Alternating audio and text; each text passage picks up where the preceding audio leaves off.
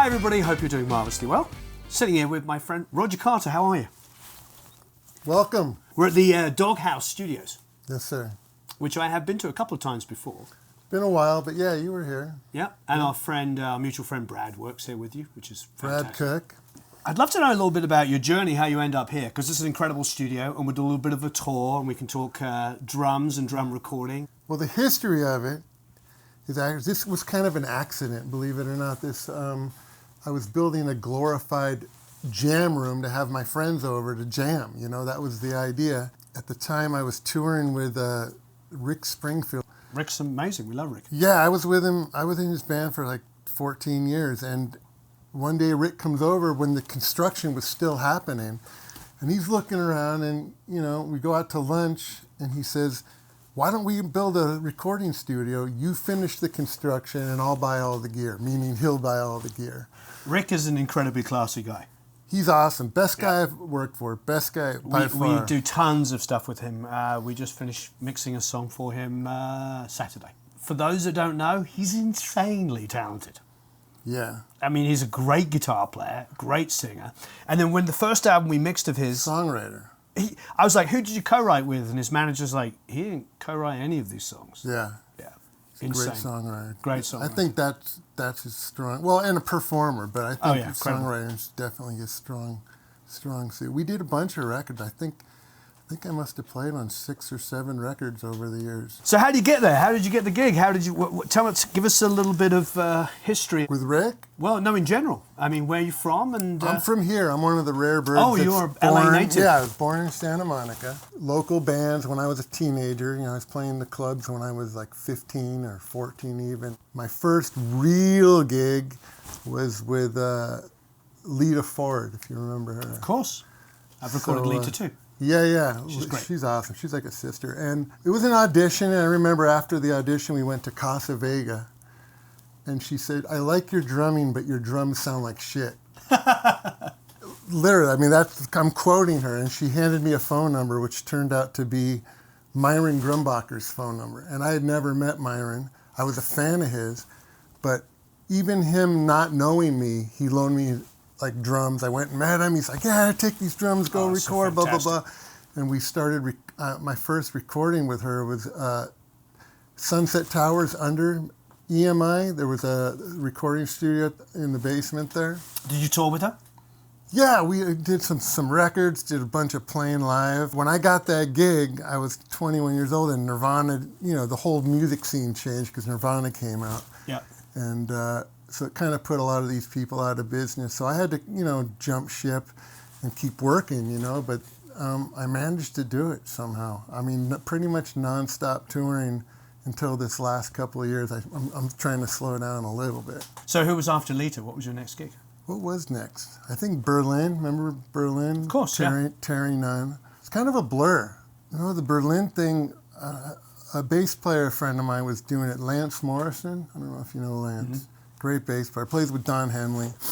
And Lance called me, and I went, and I got the gig. And funny enough is after, you know, being a year in the band with Lance, she replaced him with pre-recorded tracks. So then, you know, I was running the bass player from, you know, my little, not ADAT. What was after ADAT? Well, there was a DA-88. DA, there you go. They were Tascams, and they were at the same time. Yep. That's what I was running. That's what I was running, lugging all those big machines around, and the controllers that had location points. So if they changed the set around, you could jump to the, you know. What was next after Berlin? You know, the whole Lilith Fair female singer-songwriter thing was happening, and I went from like, we spoke about Leah Andreoni's gig. We did that tour for a couple of years. And then Meredith Brooks. Oh, yeah, if you remember wonderful. Meredith. Of course, we did that, and that was interesting because her song was like in the top 10 before the band was even put together. Right. That thing just came out of the chute, and you know. She and Shelley wrote that. Shelley Pike wrote that together. Is that right? I didn't know. Pike, yeah. So I always landed on my feet. Like a tour would be over, and you know, within a couple months, I was on something else, which was the plan, you know. And even when they were building this, I wanted to take some time off from touring so I could be here for the construction. But there's that pesky thing about a paycheck where you have to keep working. I hear you. So I went out, I jumped out with Eddie Money of all people. Right. While they were building this, because it was weekend gigs, so I could fly out, you go do a couple gigs and come back and make sure the construction was going the way you wanted it to go. And so now you're not playing live as much? I haven't been. A friend of mine, John Five, he's a guitar player, and we do the records here. So I was touring with him for a while, and then I decided, I wanted to work in the studio more and really concentrate on that. But recently I jumped on John Waite. I don't know if you remember him. Great singer-songwriter. I know him very well. What a gift. I mean, he sounds better now, I think, than ever. I mean, there's a little more rasp, and he's way more bluesy, Mm-hmm. And, a lot of... England was a blues rock band, so he definitely came from that area. That's what he says, yeah. And, it's not like he's taking care of his voice. I mean, he smoked and drank his way through all of it, and he sounds amazing, man. That's fantastic. So now you're doing sessions here?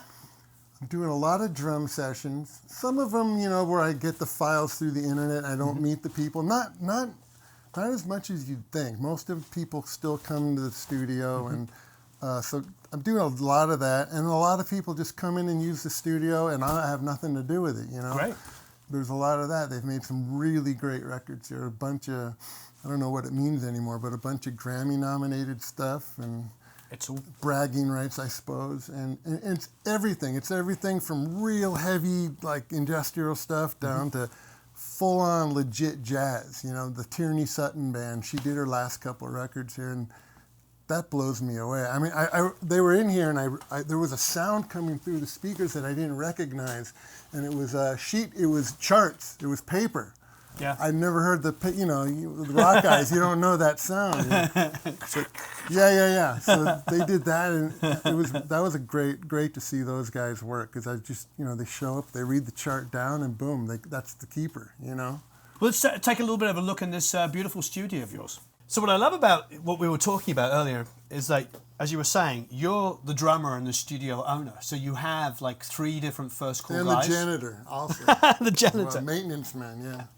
But you have 3 first call engineers. So, you own the gear and have chosen the gear, but you don't run it every day. You have an engineer because you're out there playing. Right, yeah. But let's have a quick look at what you've got. This is like the classic LA setup, isn't it? The 1032s with the NS10s. We've gone through these a bunch. We keep replacing those just to keep them fresh because they get so much mileage. But they've done us right. No problems over the years. Some of Mark's stuff, of course, we love this. Some BAE. Yep.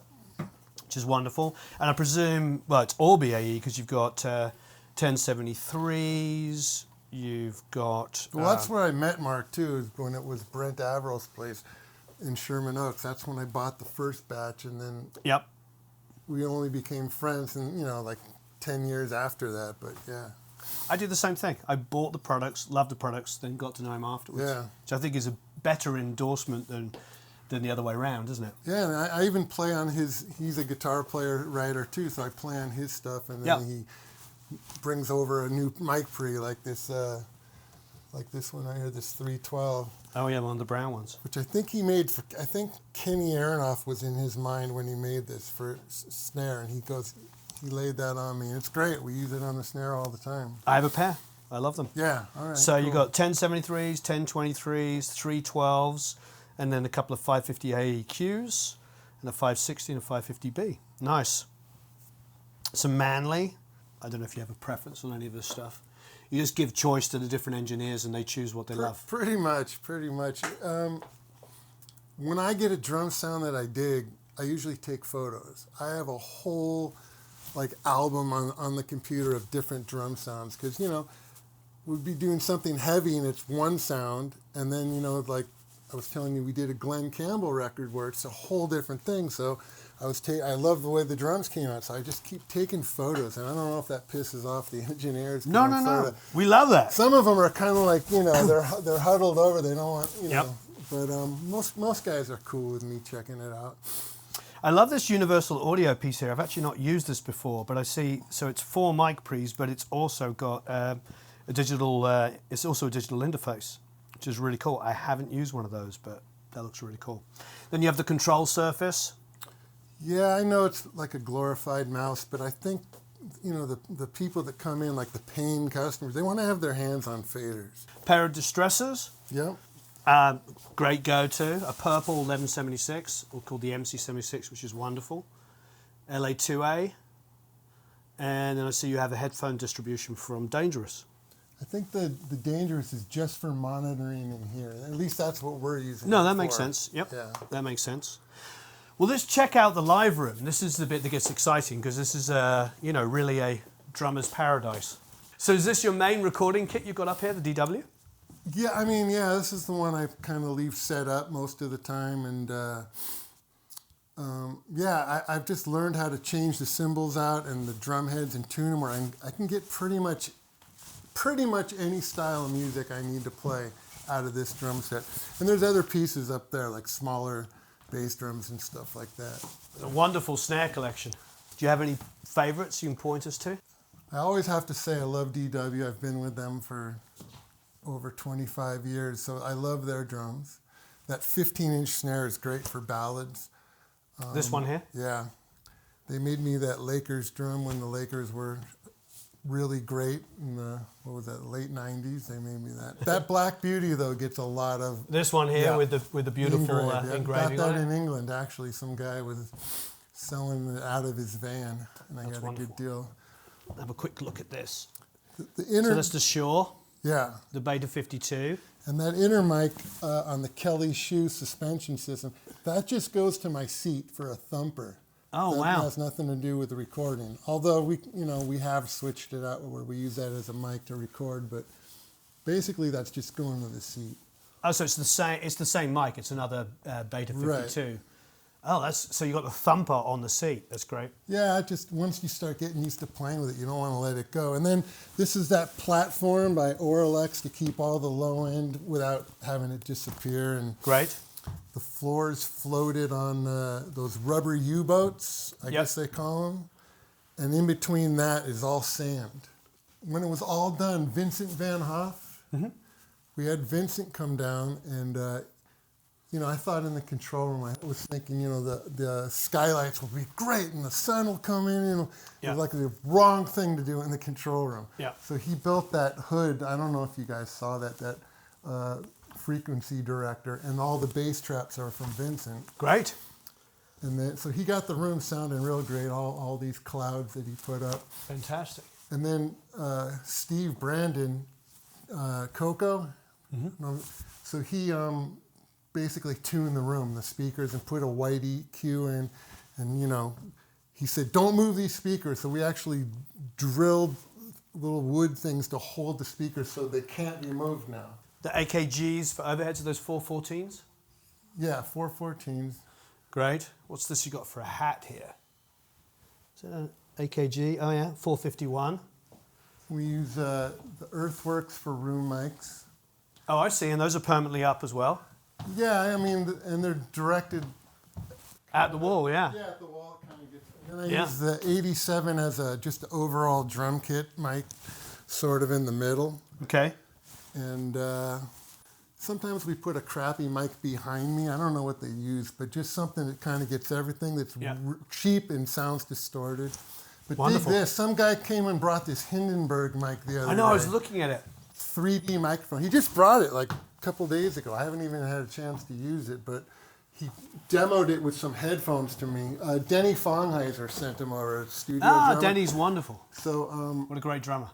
Yeah. And I was listening to, if it's anything like what he was playing me in the headphones, man, it's going to be fun. It's going to be a fun mic to use. I love that it's called a Hindenburg. No, that's what I call it.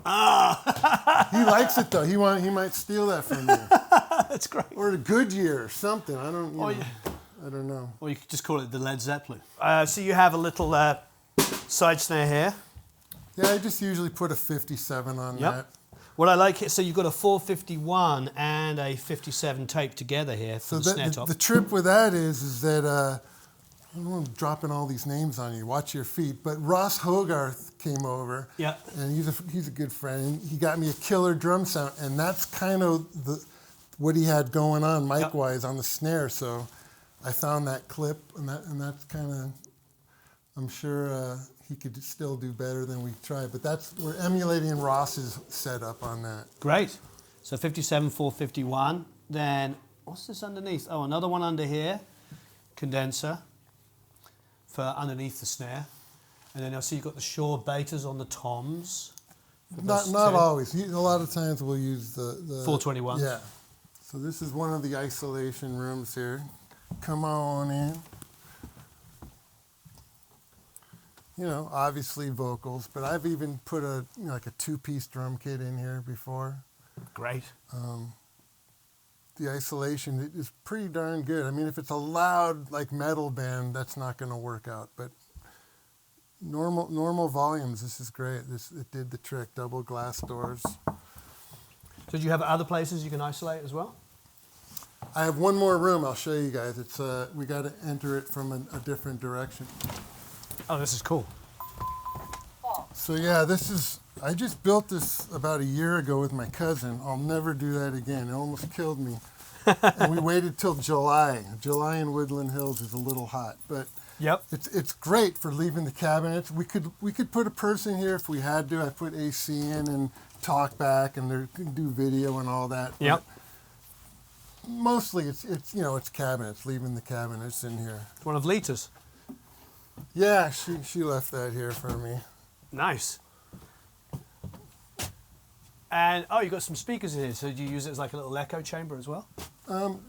Not yet. We're still trying to dial this room in, Yep. but we were using that for keyboards and electric drums, actually. Nice. So you could wail on in here and not bother anybody. Ah, but yeah, great. I mean, it sounds great. I'm not sure which way to put the amps yet. We're still trying to figure it out, but Cool. just trying to make good use of space, and we needed another room, so yeah. That's a good idea. Have this separate with the amp racks and everything. You could just You go. like that? Yeah, this is the exterior of the studio, and this was a dog run. And I consulted with my dogs, and they were cool with me building on their property. So Thanks for having us by. thanks for coming by, guys. Thanks. It was a lot of fun. Hey, I like all this sort of like areas you can hang out. That's worth noting as well. It's really relaxing with the sound of the water. Yeah, when you get the bands in here with the huge entourage and you don't want them breathing down Yeah. your neck, you send them up there, you know? Fantastic. There's going to be a link underneath here to a whole bunch of recordings I've done here. And please leave a bunch of comments and questions below. And have a marvelous time recording and mixing. Thanks again. Thanks.